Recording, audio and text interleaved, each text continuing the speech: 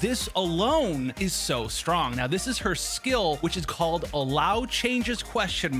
It's going to deal quantum damage. The multiplier on it isn't that high, and this is because Silverwolf is more of a debuffing support sub DPS character, and she is going to be a nihilism character too. And this is going to also give the opponent an 82% base chance at talent level 8 to be inflicted with a weakness of one of the elements of a character in your party. And we're going to stop right there. Now, what does this mean? If you've been in Honkai Star Rail, you've been playing some of the simulated universe, you may have seen something like this. Ultimate Experience Shudder. This is on the path of remembrance. This is a buff you can get from that. Now, if you find this is going to be, if a character uses an ultimate, there's going to be a percentage chance to apply ice weakness. So if you want to see how this effect works out for yourself, it's going to be very similar to what Silverwolf does. It's going to take a character, an enemy that doesn't already have ice as a weakness, and then apply it to them. This means that a lot of your characters in a Silverwolf team, well, if the enemy wasn't weak to them before, they're going to be weak to them now. And this is a pretty big deal. And one of the things that was changed was, well, it kind of naturally just exists as a mechanic in Honkai Star Rail, where if an enemy is weak to an element, they actually don't have any natural resistance, or at least their natural resistance, if they resist a bunch of different things, is decreased to that element in comparison to a lot of the other ones. And this is why if you see an enemy that's weak to physical, for example, that enemy is going to be taking a little bit more damage from your physical character than someone who isn't weak to physical. Now, one of the changes that, as far as I know, has taken place is that this natural sort of weakness element isn't part of what Silverwolf does. Instead, though, what she now does is, in addition to making something weak to that element, she's just going to inflict another debuff on them that reduces the enemy's damage resistance of whatever element she gives the weakness to. And something like this is something that is a red flag to me for a character that, while I don't want to call him a must pull or you can't play the game if you don't have access to this character, this is something that we like to look at and say it's a very powerful effect, because it does one very important thing, and that is that it sort of bends or breaks the main sort of rules of combat in any given game. And this is a main rule of Honkai Star Rail, and a lot of the content right now is designed around being able to bring the right elements to the right enemy so you can inflict weakness break on them, get some extra damage, maybe buy a little extra time for you, or interrupt an enemy's giant big boss monster attack. And we're going to talk a little bit more about why this is kind of busted and what you can do with it possibly in the future, or even right now if you had access to Silverwolf on your account. But we're not done with her skills yet. User Band is going to have a pretty high base chance to decrease the enemy's defense, and at the same time it's also going to be doing a 315% multiplier of her attack as quantum damage. So she's got some pretty substantial burst for a sub DPS nihilism character as well. Then we also have her talent, which is more of the debuffing role being facilitated here. This is her passive ability, and whenever she takes an action and damages an enemy, she's going to either randomly reduce their attack, reduce their defense, or reduce their speed. All three things are very, very good. You might not get the one that you want, but each of these are going to last 2 turns.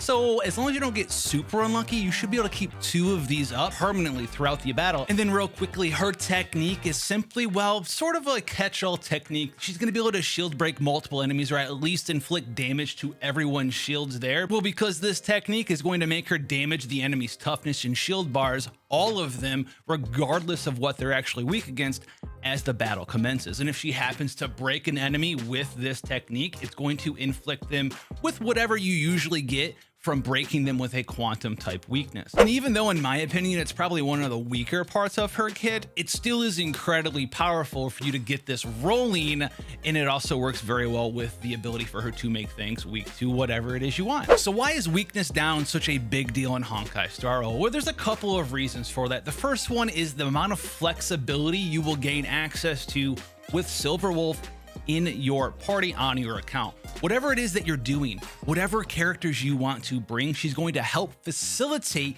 your ability to get in there and use the characters that you want on whatever floor it is. Maybe it's a high difficulty simulated universe floor. Maybe you're up there in the Hall of Memories, and even then you get into the harder mode, which is, well, the chaos stages, where you can utilize whatever characters you want and really focus in on your top tier damage dealer, having a good shot at dealing damage and breaking shields and doing bonus damage due to all of her defense breaks, the weakness down, the additional damage taken, the resistance down that she offers. Maybe you can facilitate extra turns with the speed down in her secondary defense down from her talent, while also gaining access to some nice burst damage from her own elemental and ultimate skill. For instance, as soon as you get into Memory of Chaos, you'll start noticing bosses that aren't weak to 2 or 3 different elements. They're weak to just 1. They really want you to hammer home how difficult it is for you to break these different enemy shields. We have access to someone like Silver Wolf. Well, you're going to be able to facilitate yourself with more flexible teammates. You can bring your strongest characters, your best equipped characters, your most invested characters, and then just have Silver Wolf give the enemy weakness to those attacks. But it doesn't just stop there. So there is a little bit of randomness to her very powerful ability to implement different weaknesses to enemies. However, there are very many ways to play around reducing this random element in your teams in Honkai Star Rail. Even right now, near launch, when we have, well, the least amount of characters we'll ever have access to. So let's talk about that. We're able to put a weakness on an enemy that matches one of our team. Now, one of the first things that you can do is reduce the RNG by making sure you have multiple different elements of the same member in your party. And as Silver Wolf's Quantum, you could put someone like Seele in your party as well. That way, when you choose one of your party members at random, 2 of your characters will be Quantum, meaning that you have a 50% chance to make an enemy weak to Quantum, which will both buff up the damage of your Seele and your Silver Wolf. So not only are you doing all of the bonus damage because of the debuffs that Silver Wolf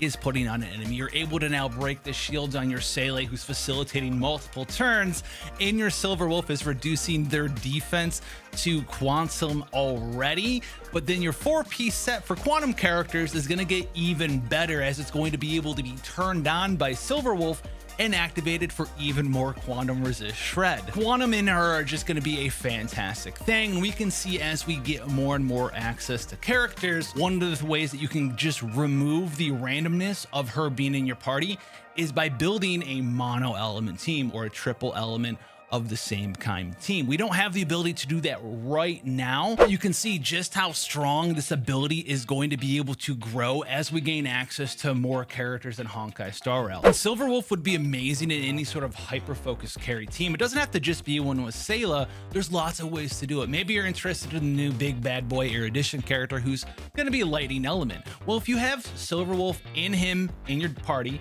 and then you have Ting Young in your party as well, that's a secondary buffer who shares an element with your main hyper carry, giving you minimum 50% chance to make enemies weak to that element, while on top of it delivering a giant defense break, reducing their attack, reducing their speed, reducing whatever it is that you want. This can go for and be true for any character that has a Harmony character plus a DPS character that you want to make your main DPS. Brania and Dan.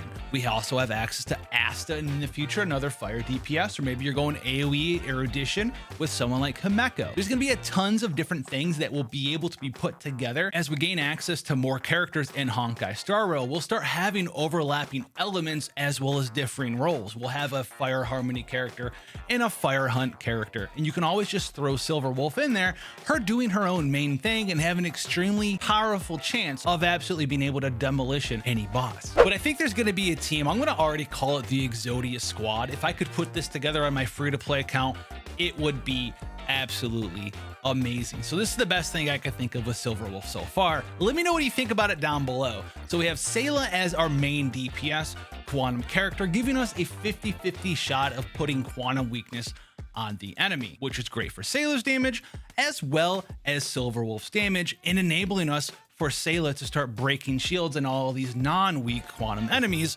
with the new Quantum weakness. But in addition to that, we need 2 more characters, so what are we gonna do?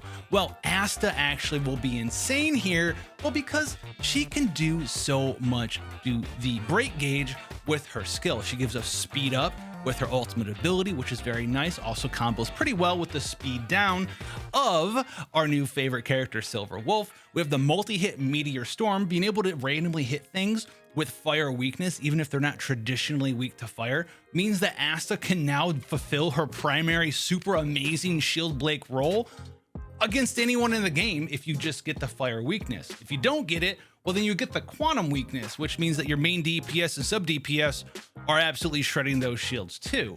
So what's our final element going to be? We already have our debuffer, we have our main DPS, and we have a support with a speed buff, as well as a very nice attack buff for everyone in the party. And right now, everyone but Asta can sort of do damage and actually benefit from everything we've talked about so far. Who's gonna be the fourth character for our team?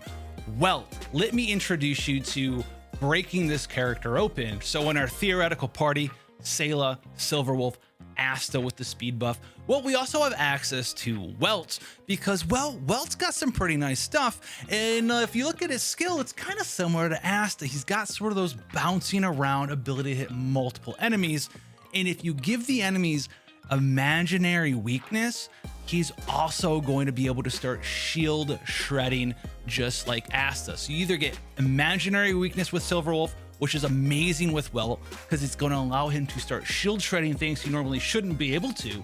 But on top of that, when you shield break something with the imaginary element, well, you get access to the imprisonment effect, which is going to help you out by lapping your enemies because, well, it's a version of speed down. And then Welt as well has speed down here, speed down here, speed down here, speed down here. He has all of these different speed downs that become pretty broken when you're allowed to put imprisonment on things.